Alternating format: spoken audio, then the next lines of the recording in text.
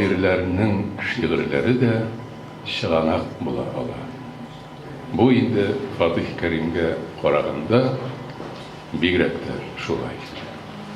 Мин рядовой солдат бу сугышта. Тик бер ягым белән аерылам. Рядовойлар төнен йоклаганда йоклый алмыйм шатлык, кайгыдан. Башкайыма һич тә тынгы бирмей окоп пычмагында утырам. Аламын да куен дәфтәремне, янып җыр язарга тотынам.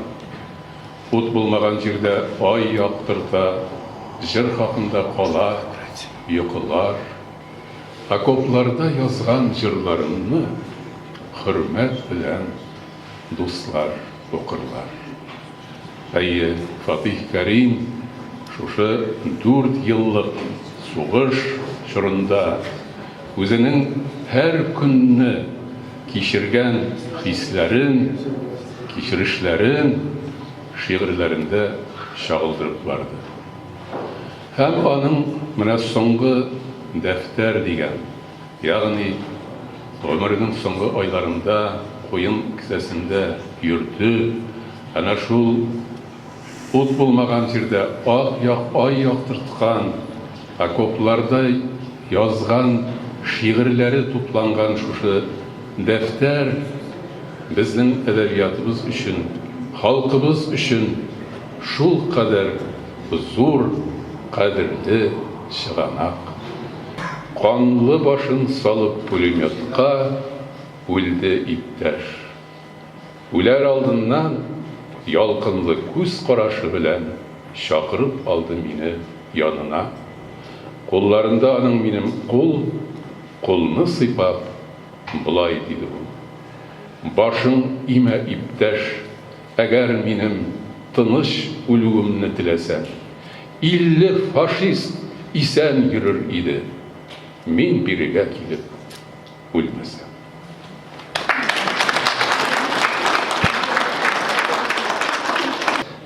Әдәби батырлык дигәнне, менә аның сугыштагы әдәби эшчәнлеге турында, аның уйлары турында, татар әдәбияты өчен кайгырып яшәүе һәм кайгырып шунда сугышта, окопта, ана шул ай яктысында шигырьләр язып утыру турында һәм гомумән әле ул татар әдәбияты өчен үзенең җаваплылыгы турында аның менә бер-ике хатын алып килдем һәм шуларның кыска гына 2 хатны сезгә җиткермәкче булам.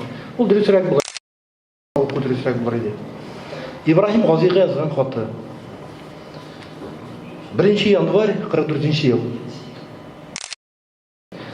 Яңа елның 1 көнендә кайнар сәлам үзеңә. Хатыңны күптән түгел алдым, рәхмәт. Вәгъдәләр генә күп. Хатлар килгәләп тора. Ләкин журналның 7 саныннан соңгысын күргәнем юк. Кичә генә Фатихның хат алдым. Журналда хикәя өлешенең йомшак, ягъни аз булуы турында зарланып яза. Ибраһим, син бу өлкәдә сыкранып булса да активлаша төш инде. Мин журналны күзәтеп барам. Казандагы өйдә торучы язучылар журналда бик төссез катнашалар. Сугыш турында язган әсәрләрендә страсть юк, характерлы булмаган наивность көчле. Безнең Шамов кая булды, тавышы тыны юк. Мин бер дулап китеп, разведчик язмалары дигән кичкенә повесть язып, сез прозаиклар бакчасына барып кергән идем. Аерым китапчык булып чыккан ди инде. Мирсә яна бик мактаган. Кадрия сиңа җибәрер, укып карарсың әле. Әгәр дә юк белән маташма димәсәгез, тагын шундый әйберләр язгаларга исәп бар. Шигырь өлкәсендә исән булсам, май ае тирәсенә кадәр күләмлерәк әйберләр өстендә эшләргә җыенам. Ә менә мондый кыска шигырьләр ничек сиңа ашыйлармы?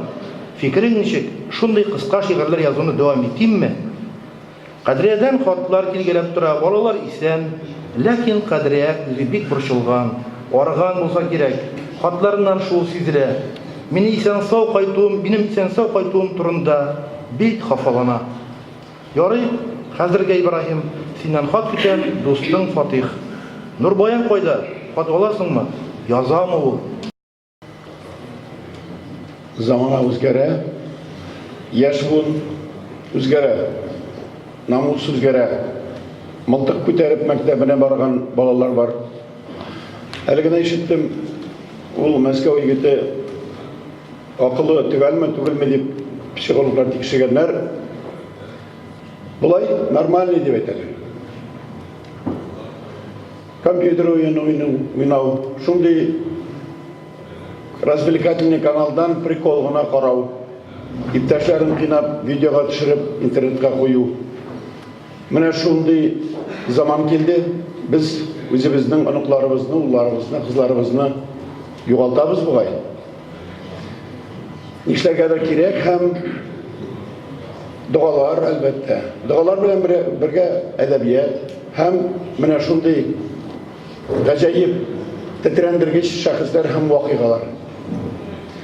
Фатих Карим менә шундый тетрәнгеч шагыйрь һәм аның турында күрәсең, яңадан, яңаша тагын да сөйләргә, аңлатырга, иҗатын күрсәтергә кирәктер. Ни өчен алай дип әйтәм мин моны? Патриот шагыйрь Фатих Карим, Пионер Гөлчәкәшкә хат һәм тагы берничә әсәр, кызганычка каршы улак белән Иракка дигән гаҗәеп мактырыш повестьны бөтен кеше дә укымагандыр. Ләкин эштән генә өйрәнгәнбез һәм аңа беләсез, хәзер ул яшәгән ил, ул саклаган ил юк, ул идеаллар юк, ул партияда юк. Бит хәзергә шулай булгач, Фатих Карим һәм аның кебек кешеләр дә юк булып чыга. Һәм бу иҗат та, ул намус та юк кебек булып чыга да, карасаң бит алай түгел. Фатих Каримның репрессия корбаны булуы турында бик азар хәле дә белә.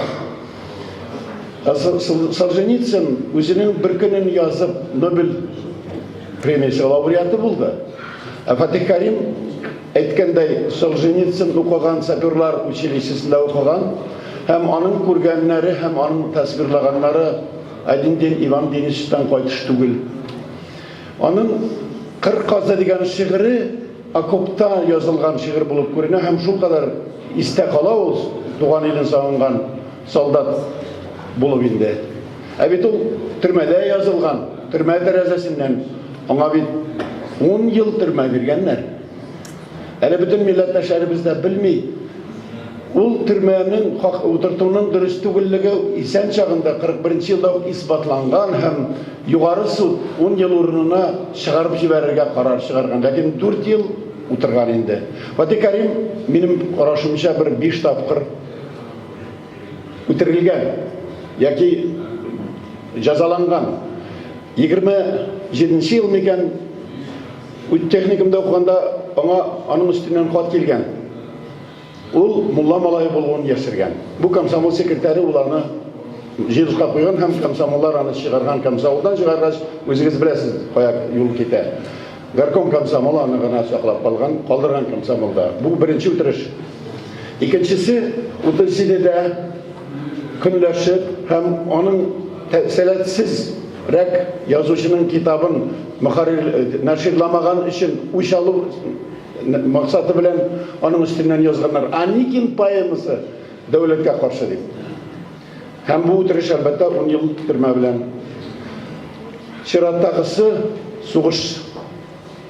Сугышка кадәр әле өченчесен әйтим, менә бу баржа. Илгам әфәнде, бу баржаның шундый баржаларның шулай батырылганын тоткыннар белән аны тарихта бар ул. Миргазиян Юнусның Кырым татарларын ничек итеп батырган үзенең күргән кешеләрен тыңлап язган хикаясе бар. Хәзер менә бу баржага әйләндергән төрмәне батыру факты ул расланган һәм хәзер сез аны Ренат Харисның күзләреннән үбеп дигән пьесасы куйган спектакльне карый аласыз. Татар конгрессының интернет сайтында, дөнья студиясында шушы спектакльнең 1 сәгать 30 минутлыгын сез интернеттан карап чыга аласыз, яки минзәләләрне табып карап чыга аласыз. Анда барысы да һәркем һәр үз өеннән карап чыга ала. У меня столько друзей, я очень счастлива. Я единственное только переживаю за маму, что мама вот там была, все это слышала. Она знала, она чувствовала, какой поэт Фатих Карим. Даже когда кто-то стал его хвалить, она говорит, мы сами знаем, какой, я сама знаю, какой он поэт. Вот. И поэтому О их письмах, вот Ренат Максимович говорил уже, это действительно каждое письмо, это уникально. И в каждом письме, помимо вот бытовых таких вопросов, мельком-мельком, о творчестве шел разговор. Все время о творчестве, о стихах, о поэмах, что нового. Пришли мне такой-то стихам писателей, что говорят. Я слышал, что музыку композиторы писали, Жиганов, Джавдат Рази уже писали музыку на его стихи. Вот. И я, конечно, очень благодарна маме, что она оставила, во-первых, сохранила все письма его, а он сохранил ее письма. Они были на фронте, он держал их в руках, читал, и они все вернулись, потому что он каждое письмо сохранил. Они все хранятся вот и в архиве нашем, и у меня. Вот. И самое, конечно, дорогое у меня наследие – это вот их письма, мамины дневники и папины книги, которые он, будучи еще молодым совсем, он очень все хотел знать о литературе. Он знал, что в нем зреют какие-то вот силы такие вот, пытался как-то вот самостоятельно изучать. Вот он выписал 11-томную литературную энциклопедию. Он каким-то образом, они же только начинали жить тогда, совсем были бедные еще студенты. Вот. И он выкупил Байрона великолепного, Лермонтова, Пушкина, академические издания. И когда его арестовывали, он сказал маме: «Китапларна». Ей удалось сохранить эти книги. Вот это мое самое дорогое наследие от моих родителей. Her minut искиткеч үзгәрешләр белән тула. Вәхши немецлар тырнагыннан азат иткән балалар, карчыклар белән кочаклашканда күзләргә шатлык яшыдылар. Бу хисләрне ашыгыч язган һич әйтеп биреп булмый. Җимерелгән, яндырып көлгә әйләндерелгән шәһәр авылларында узганда йөрәк сыгрый. Фашистларга туган ачудан тешләрне шыгырдатасың. Алга барабыз. Тизрәк җиңеп, тармар итәсен иде бу фашистларны. 12 август 1943 yıl. Солдат соғышы, тирен соғышы. Bu büyük vatan soğuşı, düşmanға şiksiz nefret, vatanға, туғанларға, yakın dostlarga şiksiz тирен мәхәббәт соғышы белән карарга өйрәтте. Күңелдә шундый рух тәрбияләде. Күңелне вак интереслардан ачып, тормышка киңрәк карарга өйрәтте. 10 март 1944 yıl. Васияте әйтер сүзе була сугышларда үлгән һәр ирнең. Күгелтели шуны иң ахыргы сүзен эзлим Фатих Кәримнең. Музейларга кердем, шунда күрдем пуля тишкән соры шинелен. Шунда таптым аның безгә кайткан соңгы сүзен, соңгы шигырен. Мин тапмадым андан грашу. Васиятен инде эзләмәм. Соңгы сүз аның сүзсез иде. Әммә көчле иде сүзләрдән. Казан, сагынып кайтам сине, килеп җиттем менә Иделгә. Ә шулай да якынайган саен нәрсәдер ятыйлар күңелгә. Язгы таңның зәңгәр яктысында йомшак аксыл томан үтәли. Казан күренә, ул бит минем яшьлек шәшә. Фатих Кәрим. Ул һаман да әле ачылмыйча калган сер кебек. Батып барган үлем баржысыннан пыслы суга төшә сикереп, йөзеп чыга, ярга сала башын. Кар булса да үлем түгел ич. Баш очында күгең, кара булып басканда да илең күге ич.